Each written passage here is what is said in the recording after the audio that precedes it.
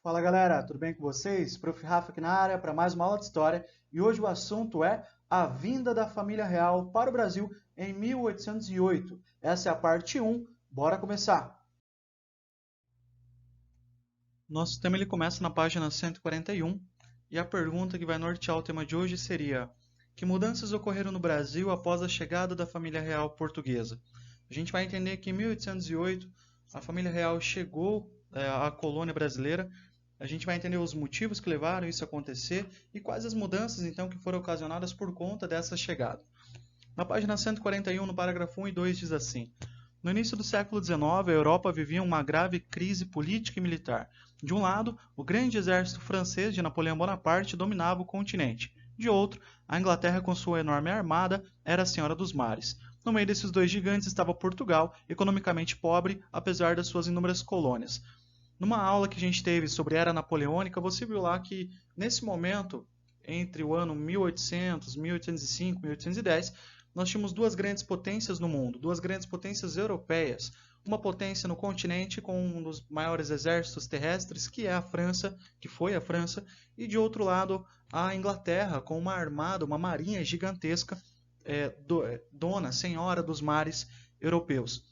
Então, você já começa a montar um cenário nesse sentido, em que duas potências europeias estão acirrando as suas relações.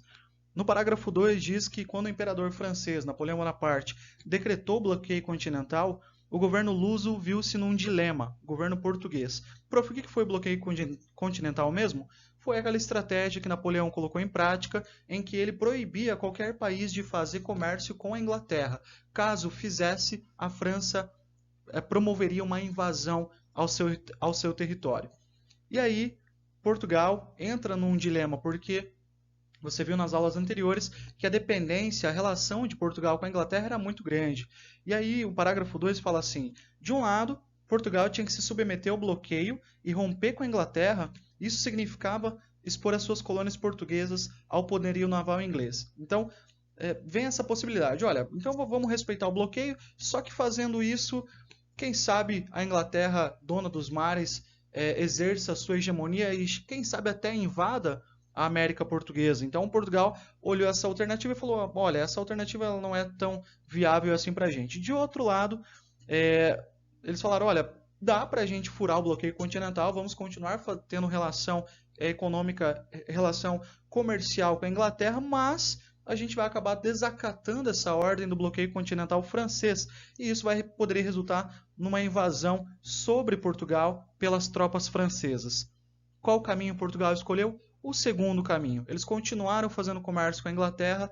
Napoleão ficou sabendo, vai marchar para Portugal. É aquele momento que ele também aproveita e marcha sobre a Espanha, domina a Espanha, e ele vai marchar para Portugal para dominar o país luso. Na página 141, ainda no parágrafo 3, fala que a intenção de transferir o governo de Portugal para o Brasil já era uma opção antiga.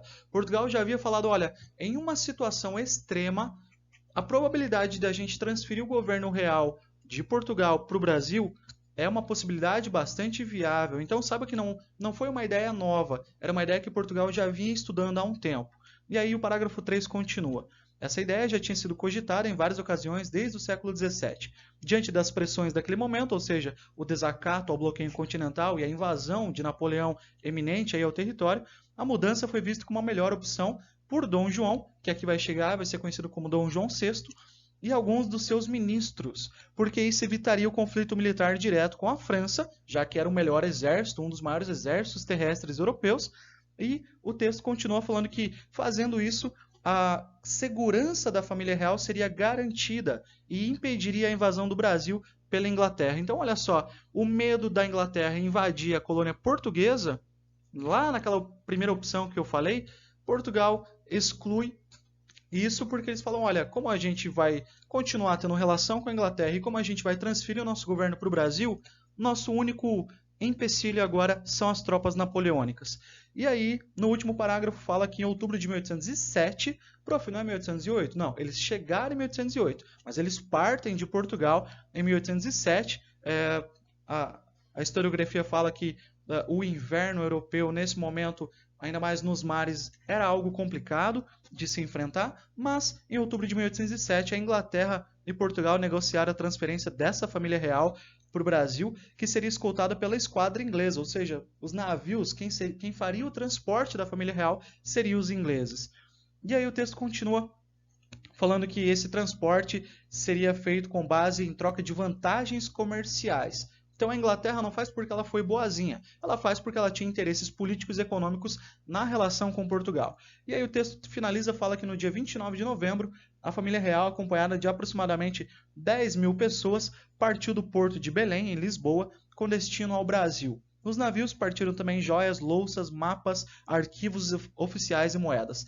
10 mil pessoas, isso representava a maioria da nobreza de Portugal. A corte, a cúpula política, toda a burocracia da monarquia portuguesa vem junto com a família real. Vem pai, mãe, filhos, etc. E toda a corte, toda a cúpula, todo o círculo íntimo de Dom João e também várias pessoas que tinham aí uma relação ou de dependência ou burocrática com o governo de Portugal. Não só isso, trazem também muitas riquezas, né? Vão trazer desde livros a joias, de louças a mapas, de arquivos oficiais a moedas e por aí vai. Então, é uma mudança literal. Quando a gente fala assim, eu vou mudar de casa, nesse caso, para Portugal, basicamente foi a mesma coisa. Eles mudaram de casa, transferiram o governo de Portugal para o Brasil, porque eles já estavam vendo que a França de Napoleão invadiria os territórios portugueses. Na página 142, vai falar então dessa chegada em terras brasileiras. Diz assim: no dia 24 de janeiro de 1808, a embarcação que conduziu o príncipe regente Dom João atracou em Salvador, ou seja, o primeiro lugar que eles chegaram foi para Salvador. Tem um registro de que alguns navios chegaram no Rio de Janeiro, mas o primeiro lugar que Dom João chega foi a capital, onde hoje é a capital da Bahia. E aí o texto continua: pela primeira vez, uma família real europeia pisava em solo americano. Dias depois, Dom João assinou um decreto que abriu os portos brasileiros ao comércio com as nações amigas. Isso aqui é muito importante, pessoal, porque pensa o seguinte: se os portos ficassem exclusivos ao comércio com Portugal, Portugal dominado pela França, o Brasil iria comercializar com quem? Né? Porque você lembra que havia o pacto colonial. Você que era brasileiro só poderia comercializar com Portugal. Só que agora Portugal vai estar dominado pela França. Então, primeira coisa, literalmente foi a primeira coisa que Dom João fez em relação à política burocrática, em relação à sua colônia. Abriu os portos brasileiros ao comércio com as nações amigas. Quando eu falo nações amigas, a principal, a própria Inglaterra.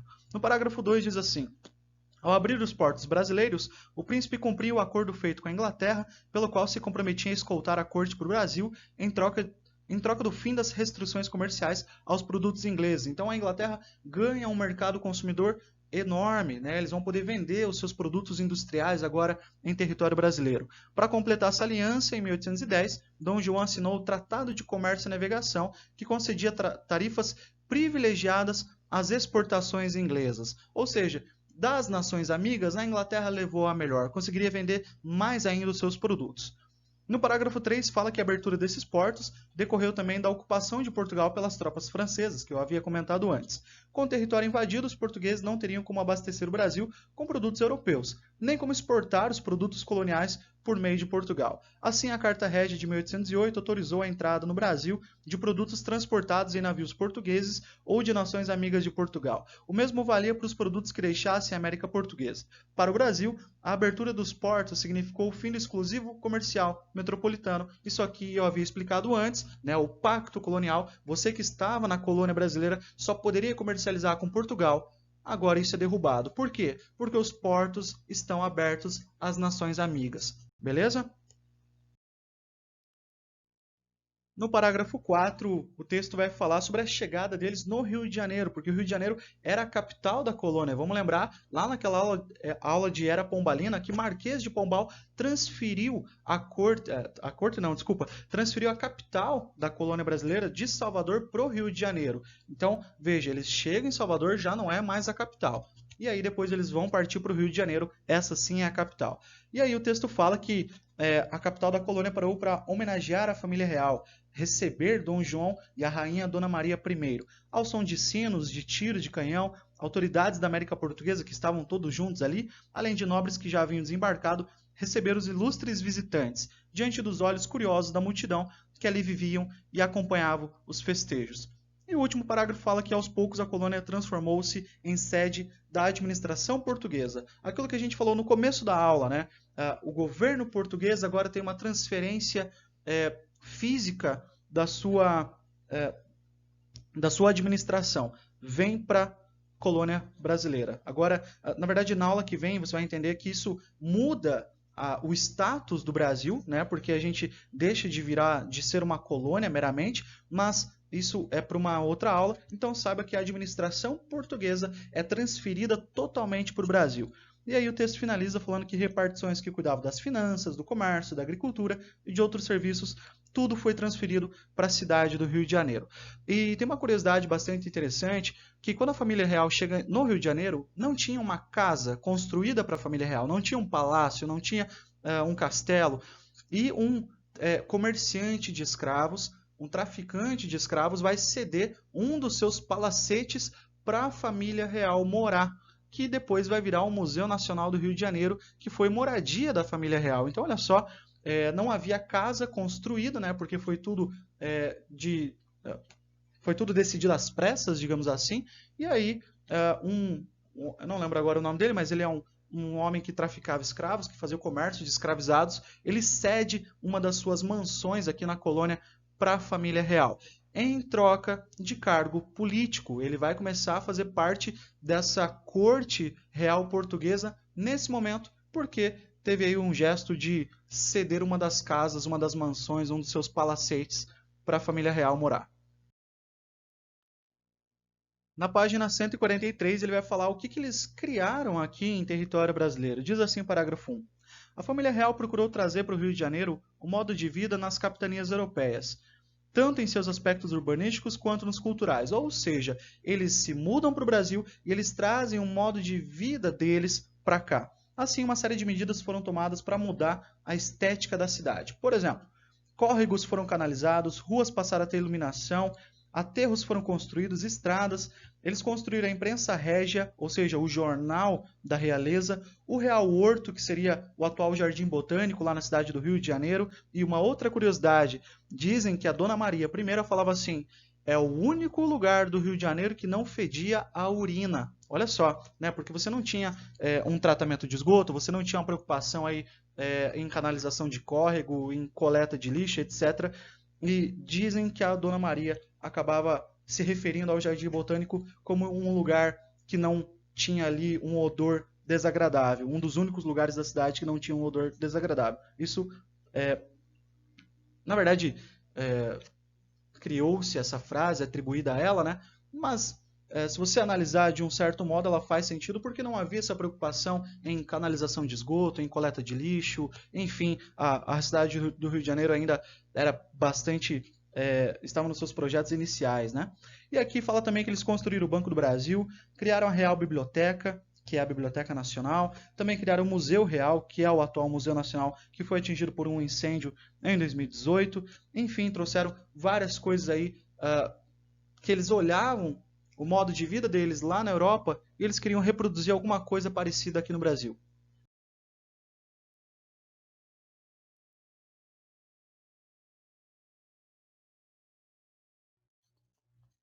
E nos dois últimos parágrafos diz assim: com a chegada da família real, a pacata cidade de 50 mil habitantes, Rio de Janeiro, ganhou um pouco da agitação das grandes cidades europeias.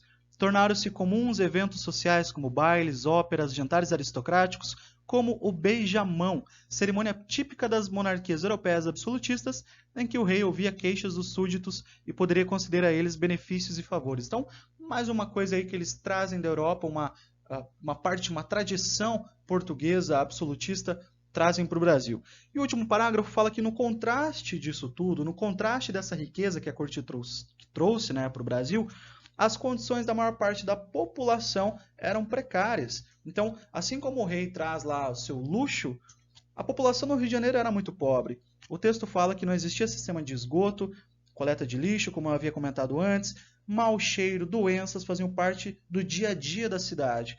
Além disso, faltava alimentos, água potável e moradia. Os mais atingidos eram os escravos e os libertos, que moravam geralmente em cortiços, comunidades aí, casebres, né, improvisados ou com espaços comuns dentro dessa casa para várias famílias. Então, resumindo a nossa aula de hoje, você viu o porquê da família real chegar no Brasil. Basicamente, foi por conta da invasão francesa sobre Portugal. Na página 142, a gente viu que a Inglaterra vai fazer o transporte dessa família real. A primeira coisa que o Dom João VI vai fazer é abrir os portos brasileiros às nações amigas. Isso acabou com o exclusivo comercial metropolitano.